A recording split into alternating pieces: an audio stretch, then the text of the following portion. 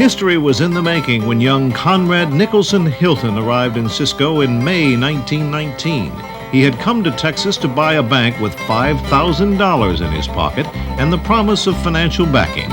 Recently discharged from military service, he had returned home to New Mexico only to discover that the family general store and the little bank which he had founded no longer satisfied the dream within him. He wanted a career in banking, and when a sage old friend admonished him, "Go to Texas, Connie, and you'll make your fortune," it was the word Conrad needed.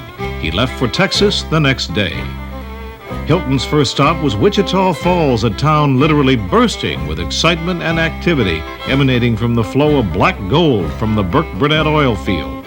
Accustomed to the sleepy little town from whence he came, Hilton felt a sense of exhilaration at the thought of having a part in this frenzied activity.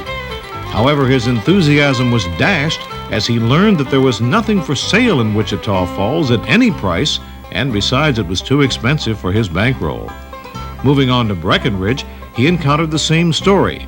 Hilton later remarked that even the drinking water in Breckenridge had oil in it. Undaunted, he soon left for Cisco, encouraged by an intuitive feeling that there he would find what he was looking for. And so he did, but not exactly as he planned. On arriving in Cisco, he discovered a town gone crazy from the boom which invaded the area when the fabulous oil discovery was made in nearby Ranger. Cisco was overflowing from the influx of prospectors and oil field workers who had flocked into the town. Conrad was delighted to discover that the first bank he entered was for sale for $75,000, but the deal could not be consummated without the absent manager's approval. Overly eager, Hilton wired the gentleman and to his dismay received the reply, "Price up to $80,000 and no haggling." Infuriated by the man's chicanery and in dire need of sleep, Hilton hastened to a sturdy red brick building nearby whose sign proclaimed it to be the Mobley Hotel, so named for the family who built it in 1916. Tall and stalwart, Hilton wormed his way through the motley crowd that jammed the lobby, and on reaching the hotel desk was told in a brusque voice, "Come back in 8 hours, this shift is full."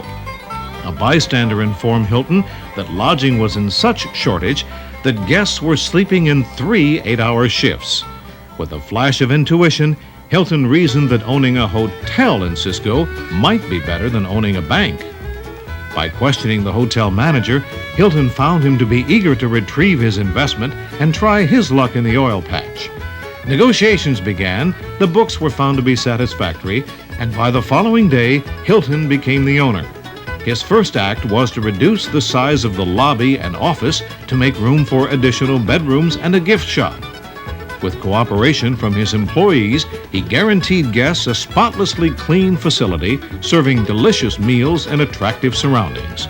The Mobley soon became the choice place in the area to dine or to lodge.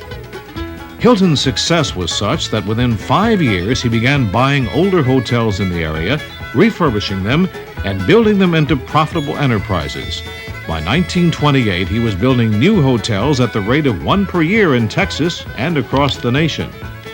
After World War II, he established hotels in major cities around the world, but it was the purchase of the Waldorf Astoria in 1949 that Hilton considered the crowning achievement of his career.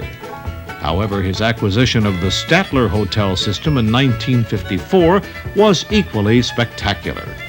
By the time of his death in 1979, Hilton's hotel empire encircled the globe with 270 of the world's finest hotels, including the Waldorf Astoria, the grandest of them all, and the 3,000-room Stevens in Chicago, the world's largest.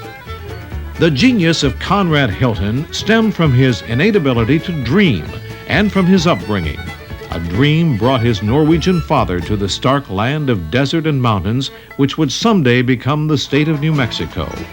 In the little village of San Antonio, made habitable only by the life-giving Rio Grande and the Santa Fe Railway, Gus Hilton became a successful merchant and an influential civic leader. He worked for the joy of working, and he taught his 8 children to work. Their devout Catholic mother taught them the efficacy and the comfort of prayer. This regimen of vision, prayer, and work sustained the close-knit family through prosperous times and through the devastating panic of 1907.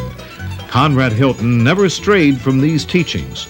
Later, when the Great Depression reduced him to poverty and the demands of his business cost him his cherished wife, it was again work, prayer, and vision which enabled him to rebuild his empire and share it with the 3 fine sons who came of his marriage. Cisco takes pride in Hilton's first hotel.